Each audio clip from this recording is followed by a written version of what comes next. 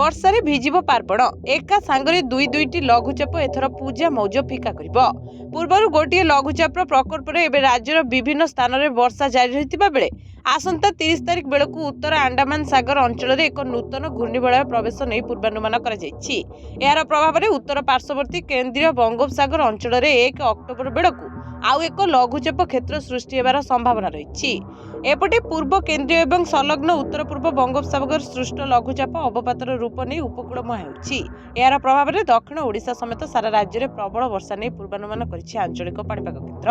କୋରାପୁଟ ଜିଲ୍ଲାରେ ପ୍ରବଳରୁ ଅତି ପ୍ରବଳ ବର୍ଷା ନେଇ ରେଡ୍ ଆଲର୍ଟ ଜାରି ହୋଇଥିବା ବେଳେ ସମସ୍ତ ବିଦ୍ୟାଳୟକୁ ଛୁଟି ଘୋଷଣା କରିଛନ୍ତି ଜିଲ୍ଲା ପ୍ରଶାସନ। ସେହିପରି ମାଲକାନଗିରିରେ ପ୍ରବଳ ବର୍ଷା ନେଇ ରେଡ୍ ୱାର୍ଣ୍ଣିଂ ଜାରି କରାଯାଇଛି। ଅବପାତ ପ୍ରଭାବରେ ଆଗାମୀ 2 ଦିନ ଗଞ୍ଜାମ ଜିଲ୍ଲାରେ ପ୍ରବଳରୁ ଅତି ପ୍ରବଳ ବର୍ଷା ନେଇ ଅରେଞ୍ଜ ୱାର୍ଣ୍ଣିଂ ଜାରି କରାଯାଇଛି। ଅବପାତ ପ୍ରଭାବରେ ଆଗାମୀ 2 ଦିନ ଗଞ୍ଜାମ ଜିଲ୍ଲାରେ ପ୍ରବଳରୁ ଅତି ପ୍ରବଳ ବର୍ଷା ନେଇ ଅରେଞ୍ଜ ୱାର୍ଣ୍ଣିଂ ଜାରି କରାଯାଇଛି। ଏଥିସହିତ ଆଗାମୀ 3 ଘଣ୍ଟା ପାଇଁ କଟକ, କେନ୍ଦ୍ରାପଡ଼ା, ଜଗତସିଂହପୁର, ପୁରୀ, ଭଦ୍ରକ, ବାଲେଶ୍ୱର, ଯାଜପୁର, କେନ୍ଦୁଝର, ଗଞ୍ଜାମ, କନ୍ଧମାଳ ଓ କଳାହାଣ୍ଡି ଜିଲ୍ଲାକୁ ପ୍ରବଳ ବର୍ଷା, ଘଡ଼ଘଡ଼ି ସହ ଝଡ଼ ତୋଫାନ ନେଇ ସତର୍କ କରାଯାଇଛି।